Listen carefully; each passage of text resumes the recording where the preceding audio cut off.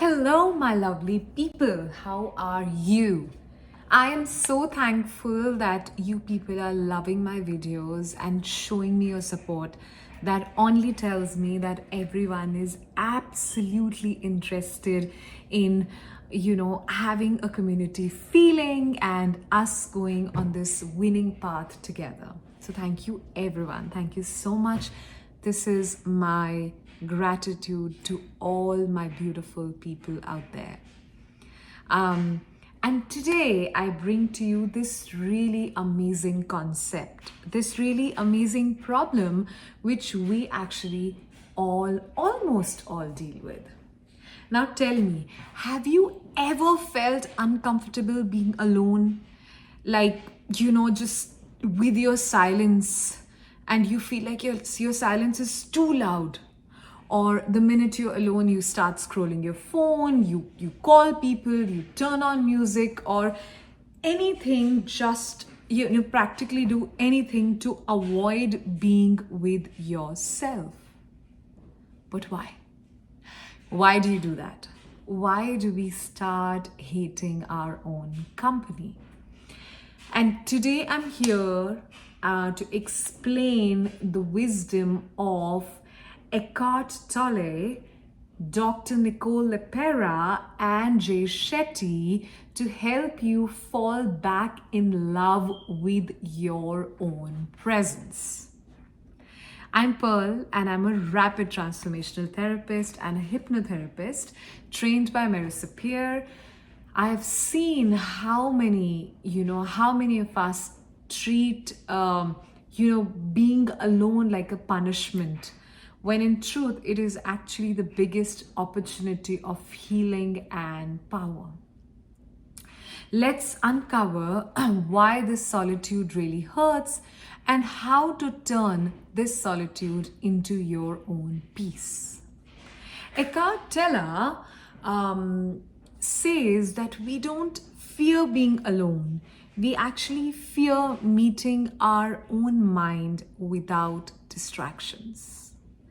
When we finally sit in silence, every thought we have been avoiding all this time, every insecurity, every regret, every wound of yours, it starts to talk.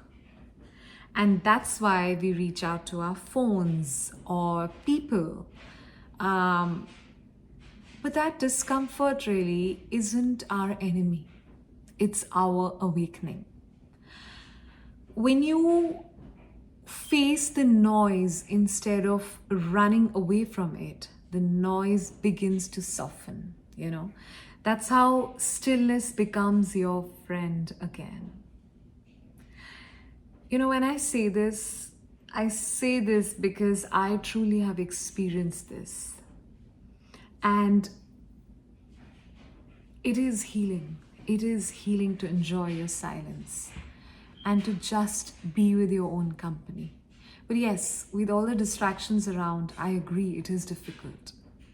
So Dr. Nicole LePera, she actually explains that when we hate being alone, it's often because we've abandoned our inner child. The child inside us was once scolded for being too emotional or too much. So as adults, we silence our own needs the same way others silenced us. We crave connection. We really crave self-connection. When you feel lonely, it is your inner child whispering, "Please spend time with me. I need time." Shetty actually says that loneliness is not the absence of people. It is the absence of connection, even with your own self. Solitude, on the other hand, is sacred. It's the space where you remember who you are. So how do you make the shift from loneliness to solitude? You start by doing small things with yourself, not for distraction, like making tea and sitting in silence, journaling your feelings, or taking a walk without your phone, you start to realize you never were such a bad company.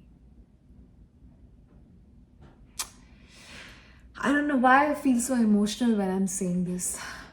I feel like somewhere we do so much injustice to ourselves. We expect people to give us attention when we are not willing to give us attention ourselves. You're just going to be truly heard when you just choose to spend time with yourself without any distraction. And here's something very powerful that you can do today.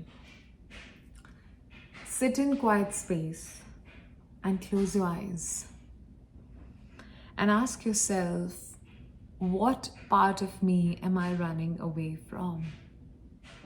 Then visualize, that part of yourself hugging that version, that part of yourself, without fixing, without judging, just being. And in that moment, that hatred of being alone is going to turn into peace.